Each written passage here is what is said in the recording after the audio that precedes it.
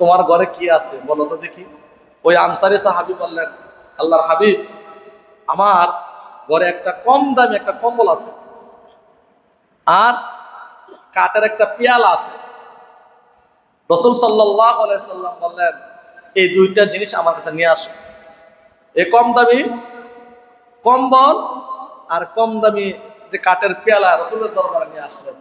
রাসূল এটাকে ডাকে উঠাইছে, কে কত দেবে?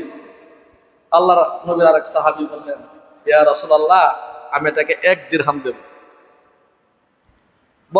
রাসূল বললেন, এর চেয়ে বেশি কে দেবে? এভাবে বলার পর আরেকজন বললাম, এটা 2 দিরহাম দেব। রাসূল সাল্লাল্লাহু আলাইহি সাল্লাম 2 দিরহাম বিক্রি করে দিলেন।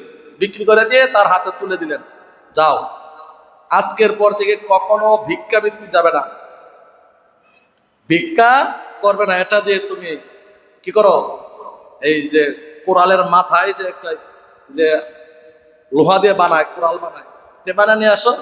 আর রাসূল নিজে সহযোগিতা করে কোরালের যে আচার আছে, ধরার যে জায়গা আছে, এটা বানিয়ে দিলেন। এই কোরাল দিয়ে তাকে জঙ্গল পাঠিয়ে দিলে, বিভিন্ন জায়গায় কাঠ কাটার জন্য, যাও, এখান থেকে লাকড়ি করবে আর লাকড়ি বিক্রি করবে, আর 15 দিনের আগ পর্যন্ত আমার সাথে সাক্ষাৎ করবে না। 10 থেকে 15 দিন পর রাসূলের কাছে আবার আসছে। আয়েশা বলেন, ইয়া রাসূলুল্লাহ, আপনি আমাকে 10 দিরহাম 2 দিরহাম দিয়ে দিয়েছিলেন, আমি এখন 15 দিরহামের মালিক হয়ে গেছি, আলহামদুলিল্লাহ।